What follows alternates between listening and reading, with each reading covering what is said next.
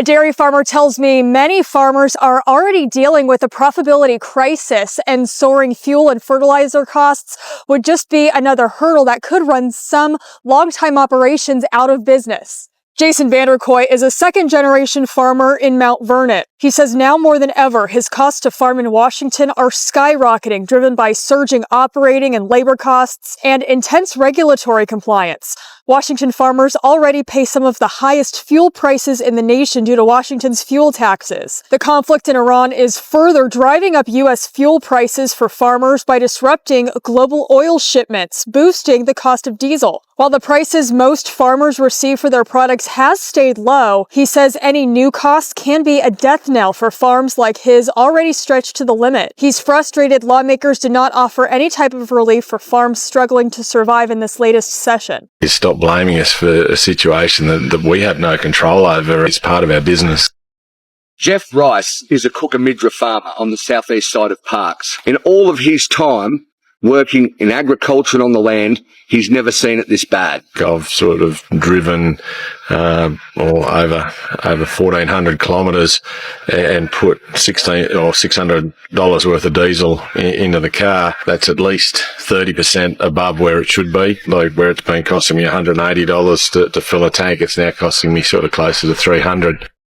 What do you think the government could do immediately to help everyone going through this food crisis, and especially people west of the Great Dividing Range? I do believe is stop blaming us for a situation that we have no control over, and it's our requirements for fuel are our requirements for fuel. It's not that we're travelling and going on holidays. It's part of our business, and it's just because of where we're located. If they could give us or secure fuel, it'd make a huge difference and just take some of the stress out of it. We don't have any way to pass those additional costs on. And we're already looking at very small profits per acre on crop.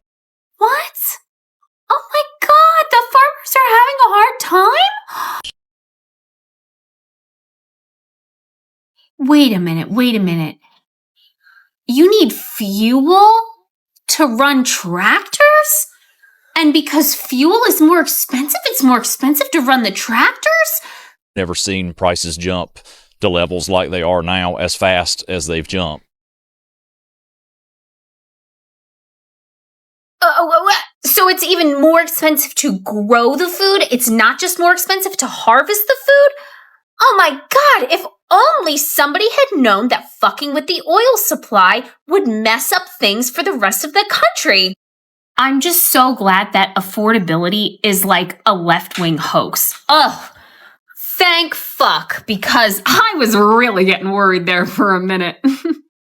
So here we are right now. Now the rising prices, the rising gas prices are really interrupting a lot here because diesel prices have gone up.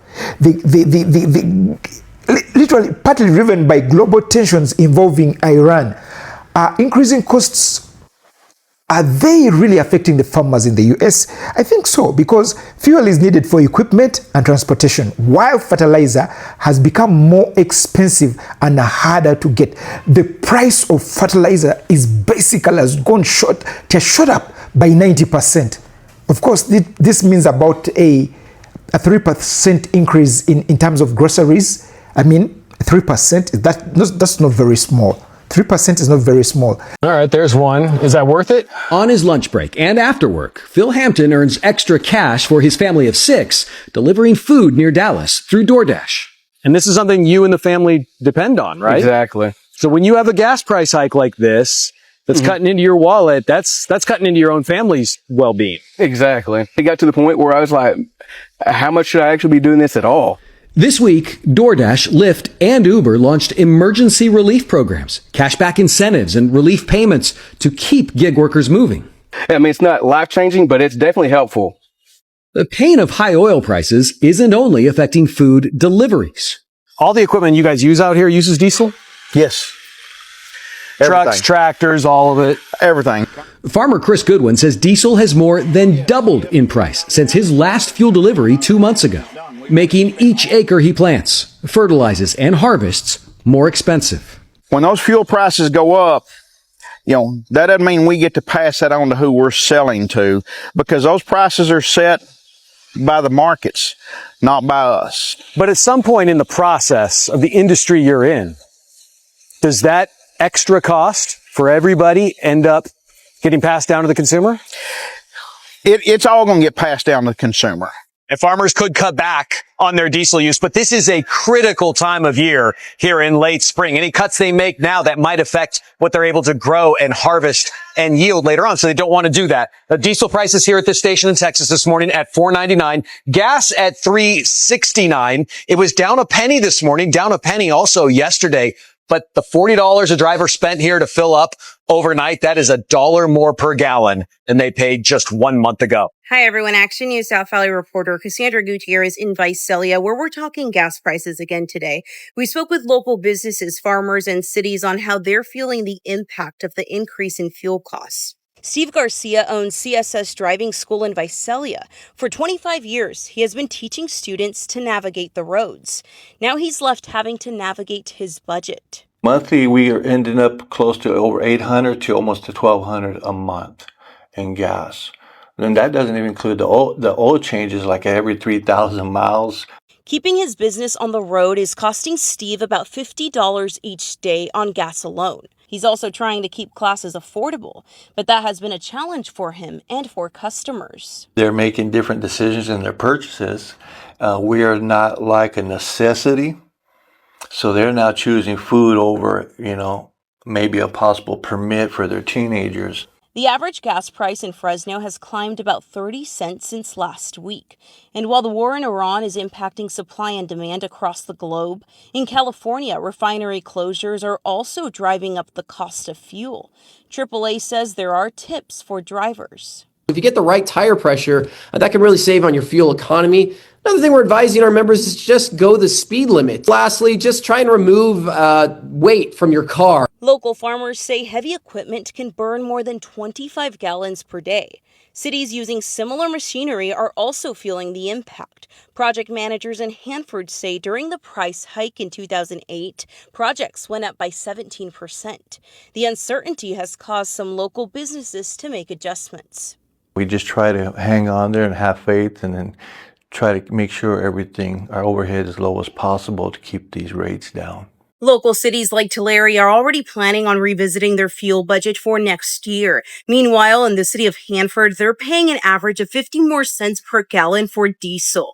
That's their primary fuel. If the rise continues, they will also be left revisiting that fuel budget. Now, I've never been as worried as I am now about whether or not my kids and grandkids will be able to carry on. He said, I love you, Mr. Trump. I need to see the fruit of your love. 5 of my customers have committed. That's how serious that this is. And what it costs for us to farm is astronomical now. I farm with paid for equipment. All my tractors are 50 years old, and I can't hardly make this deal work. I think the tariffs are the ice cream on the cake of a perfect storm. After a horrible year last year where most farmers in Arkansas Delta lost money, this year's going to be worse. We made a decision to go out this year in the spring. So my son will not be the seventh generation on our farm. We're going to lose 25 or 30% of the farmers in this country if they don't do something. It has to be done, and it's not just here. It's everywhere. Trump held a press conference about the war in Iran, and it's very clear that not only is he unwell, but he is making this up as he goes along. First, he says that Iran wants to make a deal, but we have no confirmation that the new supreme leader is even alive. So who is he making this deal with? Then he goes on to say that he wants help from our NATO allies, but then he doesn't need their help because they're useless. And then he goes on to say that we should keep footing the bill at the gas station because one day, soon, we're not sure when, prices will come down again. Meanwhile, this is coming directly out of our pockets. That money's not going to come back to us. And farmers are losing their farms right now because of the cost of fertilizer. They're literally selling them off or going into foreclosure. That's not going to come back either. So while he's telling all of us to sacrifice, and it's not temporary, once our money's gone, it's gone. His sons are getting billions of dollars in government contracts for their new drone companies, even though they have no experience running drone companies. And Jared Kushner is hopping all over the Middle East trying to make deals when at the same time he's collecting money for his own company. That's a conflict of interest. Sounds like corruption to me. Or maybe it's bribes. But at the end of the day, he's asking us to pay for this war while he and his family and his buddies make money off of it. Trump always says, this is just for a while, it's just for a while. But you just check out what these farmers are saying. Things are really terrible. Just check out the fertilizers. And yet you have competition from Brazil, from China, and then from, of course, not just the United States. You understand? They're all competing for the same market of fertilizers. So things are really out of hand. And the equipment costs, the depreciation, and then basically the dry weather is not even saving anything. The dry spell is not helping anything. Things are bad. Farmers are committing suicide. Just check this out. Farmers and ranchers are the backbone of America, and they're suffering. Between skyrocketing fuel prices, escalating drought, and bizarre Trump tariffs killing foreign markets for American products, things are bad, y'all. And when farmers and ranchers fail, so do we. The ability of the nation to feed itself is a huge national security priority.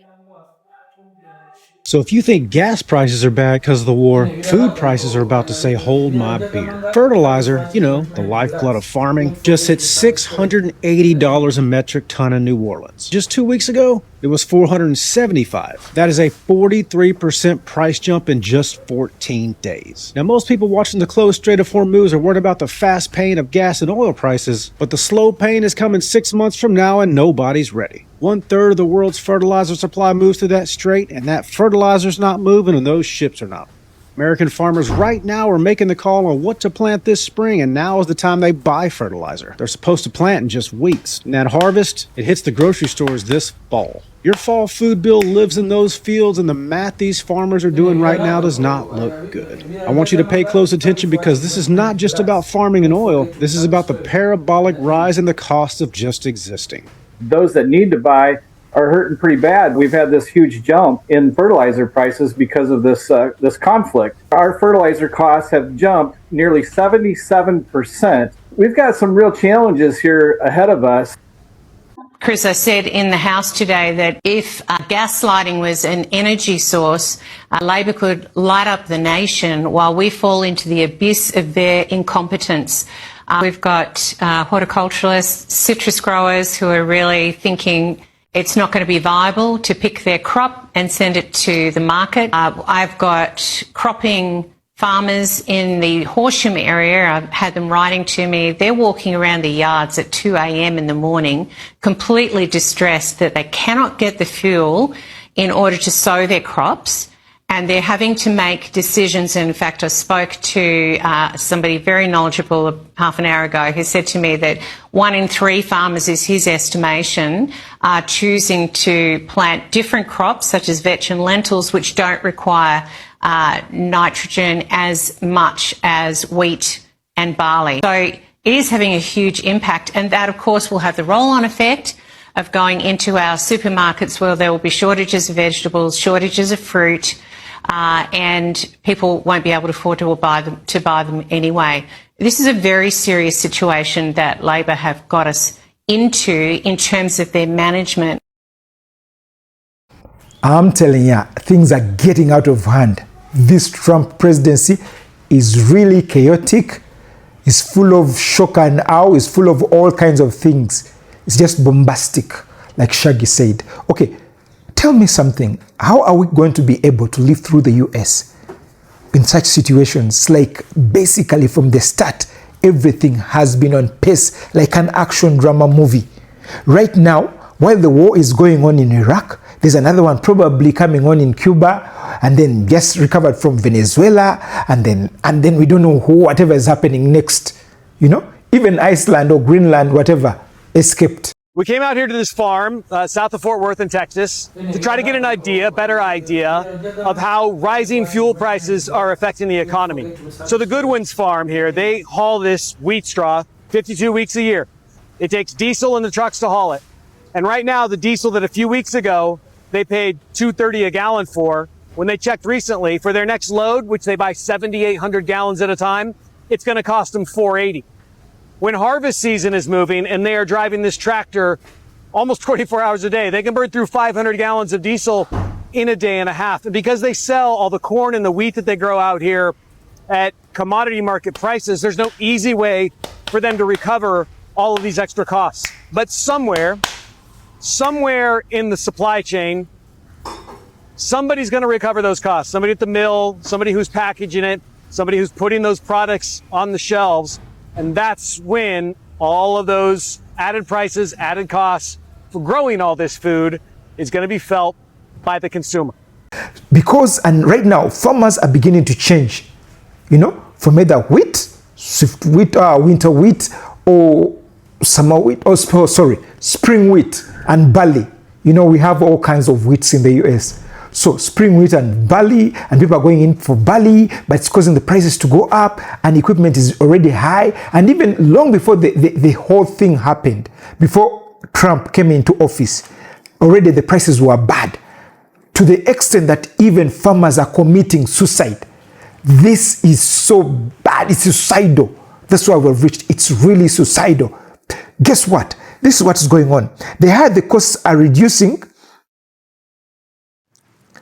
the higher the costs, farmers' profits are reducing, and then the cost of production are going high. I mean, as a result, food prices are also rising, making groceries more expensive for consumers. You guys, I don't know what we are going to do right now, because we're not just worried about the gas prices. We are worried about the food prices. I hope you're not going to stuck. Your food prices are about to go astronomically high, and here's why. And I hate doing these videos, but here we go. Fertilizer is getting squeezed hard. It's doubling in price, it seems like, maybe even higher. The supply is going to start running low. We're in the middle of spring planting, and the rest of the country is about to be too. That is when you see a whole lot of fertilizer starting to get applied to field crops, and a lot of farmers are trying to switch over to other crops that require less fertilizer. But some farmers are not going to even be able to source fertilizer this year. And 30% of the overall global supply comes through the Strait of Hormuz, which is being blocked up, and you all know why. So anyway, what that means is that fertilizer goes to producing field crops that feeds livestock, grows crops, the whole 9 yards. So vegans, meat eaters, everybody's going to be affected. I really hate to say it, but this is really going to be hard on American agriculture and agriculture across the globe, because as much of the stuff as we import, they're going to be affected too, y'all. Anyway, some things that y'all can do, because luckily I'm just trying to get this message out there. If you can start planting a garden and growing some of your own food. If you don't know how, I'm happy to show y'all container planting for people that don't have land, stuff like that, or how to do raised bed gardens or whatever. Y'all might want to start learning how to grow your own food to kind of offset some of these costs at the home, and doing what you have to do, getting in with neighbors to do a victory garden, whatever. And I'm happy to do videos on stuff like that if y'all want to learn any of that. But anyway, I just feel like I needed to tell y'all what I see from a farming perspective and agricultural advocate perspective, and give y'all the heads up, even though it's ugly. Sorry. How many litres are our fuel tanks? So we've got two 1,000 litre diesel tanks. So that takes diesel. We use the diesel for things like our tractors, trucks, vehicles. Then we've also got 1,000 litres for petrol or gasoline, which we use for, again, vehicles, pumps, generators, gurneys, ATVs, chainsaws, everything that you need to operate on a farm takes fuel. And it has been very difficult to get fuel in Australia lately, which means, like, at the moment it's not too bad, but the impact is going to be in like 3 to 6 months time, when farmers aren't able to plant crops, or they don't have crops planted to feed their livestock, and they don't have crops planted to harvest. So if you don't have crops planted, you've only got a small window of time where you can plant your crops. If you miss the window, you've got no crops to feed your livestock. you've got no crops to harvest, which means no revenue for your farm to start with, but it also means no food for supermarket shelves. So fuel is essential for farmers, and I don't think people really understand the impact that not having fuel on a farm has. I think like people in the city just think, oh, I can't drive my car. You don't have fuel on a farm, you can't drive your tractor, you can't plant your crops, you don't have any food for your livestock, you don't have any crops to harvest, you don't have food going to the supermarket shelves. It's just like a continuous cycle, and I don't think we'll see the impact really from a consumer side for like another 3 to 6 months. Thank you for watching Great Minds Blacks.